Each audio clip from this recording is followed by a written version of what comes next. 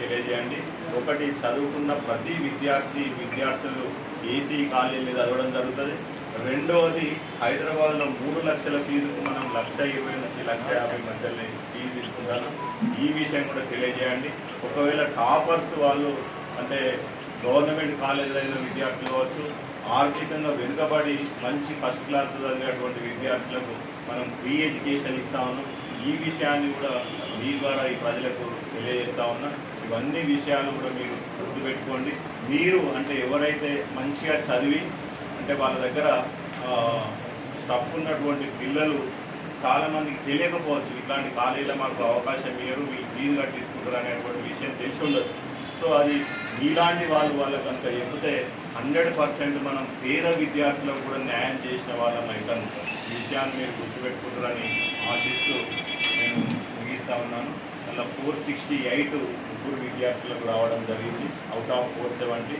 437 out of 440 ఇద్దరు విద్యార్థులు రావడం జరిగింది. నెక్స్ట్ సెకండ్ ఇయర్ పిల్లలకు 993, 992, 991, 990, 990 పైన ఆల్మోస్ట్ 8 స్టూడెంట్స్కు రావడం జరిగింది. సో మనం ఇది ప్యాషన్తో పెట్టినటువంటి ఇన్స్టిట్యూషన్.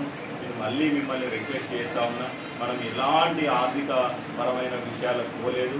ఆర్థికంగా సంపాదించుకోవడానికి వేరే మార్గాలు ఉన్నాయి. 100% నీతి నిజాయితీతో పేద విద్యార్థులకు న్యాయం చేయాలి, కాలేజీలో చేయనటువంటి ప్రతి విద్యార్థులకు న్యాయం చేయాలనే ఉద్దేశంతో మనం దీన్ని స్టార్ట్ చేసినాం. ఒక విద్యావేత్తగా మనం 2వ సంవత్సరం లోపలనే దాదాపు 849 మంది విద్యార్థులు మన వైబ్రెంట్ అకాడమీలో చదువుతూ ఉన్నారు.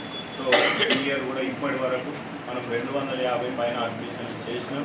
ఈ ఇయర్ కంపల్సరీ మీలాంటి వాళ్ళందరూ కనుక సహకరిస్తే 1000 మందికి మనం ఇలా భోజన వసతితో పాటు ఎడ్యుకేషన్ అందించేటువంటి విషయంలో 100% ముందుంటాం. సో ఇవన్నీ విషయాలు మీడియా ద్వారా సమాజానికి తెలియజేస్తారని ఆశిస్తూ ముగిస్తా ఉన్నాను. రాజేందర్ రెడ్డి.